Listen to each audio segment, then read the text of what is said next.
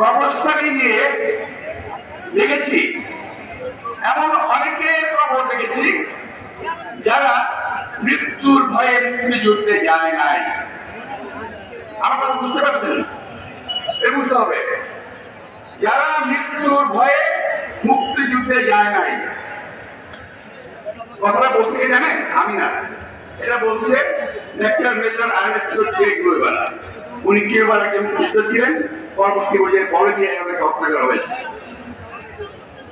এই কথা আমি কারণে বলছি যে আমরা যারা আজকে এখানে মঞ্চে উপস্থিত হয়েছি, মঞ্চেও আছি, মঞ্চের নিচেও আছি, আমরা 15টা বছর আন্দোলন করছি।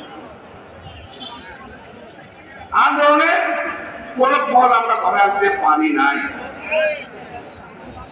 এবার আমরা যখন প্রশ্ন করি যে কেন হচ্ছে না, আমরা যখন মিডিয়াকে জিজ্ঞেস করি যে আমরা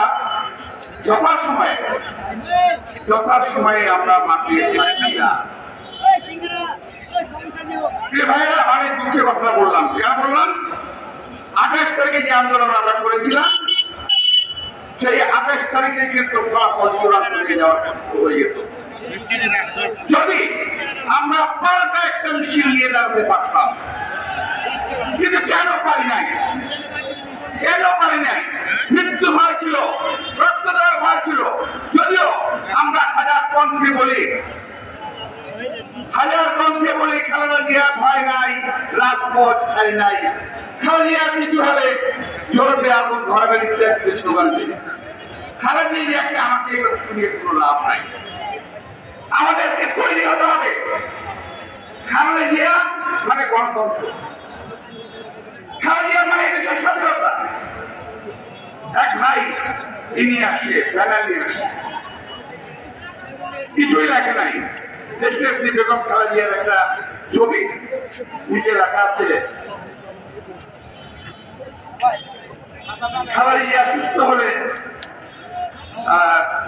দেশ সুস্থ থাকবে, আর কোন স্লোগান নেই। কথা তো ঠিক, খালেদা জিয়া অসুস্থ, আজকে পুরো জাতি অসুস্থ হয়ে গেছে, চোর ডাকাতে পড়ে গেছে দেশ।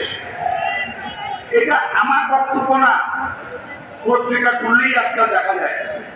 আমাদের কিছু সাংবাদিক ভাইদের ইদানিং একটু সাহস হয়েছে বলে আমার মনে হয়।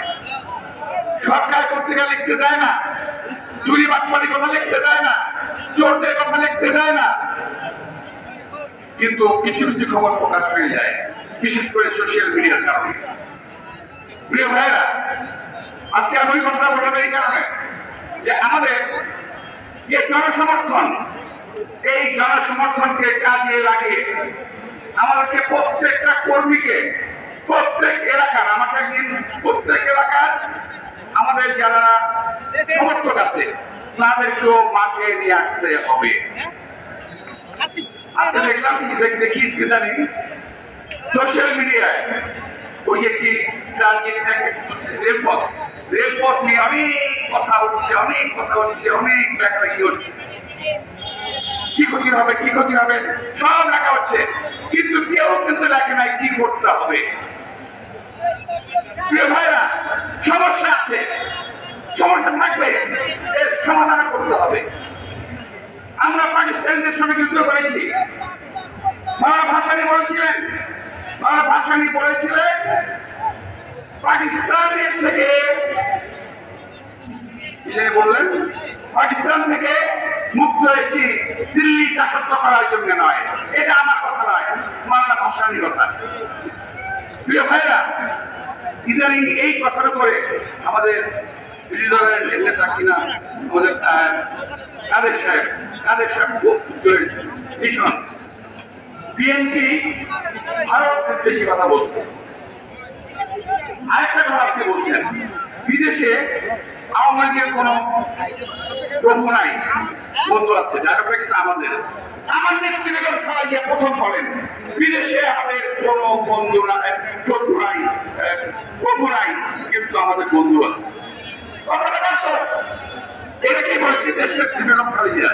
সেই কথাটা আজকে আমাদের ব্যবসা করেছেন যে আমাদের দেশে আমাদের বন্ধু আছে। এখন উনি বলেন ভারত বিদ্বেষী ভাই, বিএনপি ভারত বিদ্বেষী কখনোই ছিল না। আপনারা বলছেন, আর আপনার আরেকটা বলছেন, আর বলছেন কি বলবো ভাই, বলছে বাংলাদেশকে আওয়ামী লীগকে ভারতের সেবাদাস হিসাবে উনি আমাদেরকে বলতে চায়, পরিচিত করতে চায়। আরে ভাই, আমাদের পরিচিত এখন আপনার হন নাই, এখন কি আপনার সেবাদাস সামনেই বলছেন? সবকিছু দিয়ে দেওয়ার পরে সব দিয়েছেন কি, আনলেন কি? তো যাই হোক, এখন আমরা কাউকে যারা এই কথা বলে ভারতের বিদ্বেষী, ভারত বিদ্বেষী কথাবার্তা বলছে, তারা ভারতের নাগরিক হলে আমি আপত্তি করতাম না। যারা ভারতের নাগরিক তারা এখন বলে বলতেই পারে, কিন্তু কাদের সাহেব এজেন্সি নিয়ে আপনি বলছেন যে উনি সেবাদাস নন। ভাইরা, পরিষ্কার বলতে চাই, দেশ নেত্রী বেগম খালেদা জিয়া যে কোনো মূল্যে মুক্তি দিতে হবে। চোর বাটপার টাকা বদমাশ সব মুক্তি পেয়ে যায়, আর দেশ নেত্রী বেগম খালেদা মুক্তি দিতে চান না কেন? আবার একজন বলেন কি জানেন, উনি বলেন চিকিৎসা নিয়ে উনি ভারতে আছেন। আরে ভাই, আপনার মা কিংবা আপনার স্ত্রী কিংবা আপনার বোন, আপনার দাদি নানি কি করছেন আপনি? আমার নেত্রী জীবন হানির কাছে অবস্থা হয়ে গেছে, কোন রকমে বেঁচে আছে। আমরা তাকে বাঁচানোর চেষ্টা করছি, দোয়া করছি। চিকিৎসকরা বলে দিয়েছে আমাদের পক্ষে সম্ভব না, আর আপনারা বলেন যে উনি ভালো আছে। আমি বলতে চাই, উনি ভালো আছেন, এই কথা আপনারা দোয়া করেন, বলতে থাকেন, ইনশাল্লাহ হয়তো ভালো হয়ে উঠবেন। নইলে আমরা যে আজকে কিন্তু প্রথম বহুদিন পরে প্রথম বেগম খালেদা জিয়াকে নিয়ে আমরা মুখ খুলেছি, এই মুখ কিন্তু আর থামবে না। কোথায় গিয়ে থামবে সেটা আল্লাহ করতে পারে। আমার প্রিয় ভাইদেরকে আমি আমার আহ্বান জানাতে চাই, দেশ নেত্রী বেগম খালেদা জিয়ার মুক্তির স্বার্থে কোনো আপোষ আমাদের হবে না। তাকে আমরা মুক্ত করে যাবো ইনশাল্লাহ। কোন পরিস্থিতিতেই কোনো কিছু কোনো বাধা আমরা মেনে চলবো না। দেশ নেত্রী বেগম খালেদা জিয়া মুক্তির লক্ষ্যে বিএনপি কর্মসূচি দিয়েছে, আরো কর্মসূচি আসবে। তারপরেও আমরা দেশ নেত্রী মুক্ত করবো। আমরা চিকিৎসার কথা বলি না, এখন আমরা টায়ার্ড হয়ে গেছি। আমরা এখন অভাব, দুর্ভিক্ষ, চুরির কথা বলি না, আমরা টায়ার্ড হয়ে গেছি। এখন দেশ নেত্রী, একমাত্র দেশ নেত্রী আমাদের ওনাকে মুক্ত করতে হবে। ওনাকে এই দেশের স্বাধীনতা সার্বভৌমত্ব বজায় রাখতে হবে। দেশ নেত্রী বেগম খালেদা জিয়ার বিকল্প কিছু নাই। একটা শেষ কথা বলতে চাই, সেটা হলো আওয়ামী লীগ এবং গণতন্ত্র কখনো একসঙ্গে চলে না। আওয়ামী লীগের গণতন্ত্র পাশাপাশি যায় না। আর খালেদা জিয়া আপনি গণতন্ত্র বাংলাদেশে করতে হবে না। গণতন্ত্র আসবে, খালেদা জিয়া আসবে। খালেদা জিয়াকে এই গণতন্ত্র নাই দেশে, খালেদা জিয়া নাই, গণতন্ত্র নাই।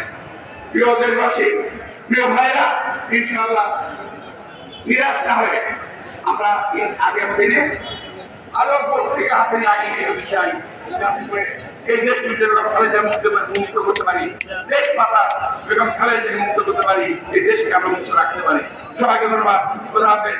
বাংলাদেশ জিন্দাবাদ।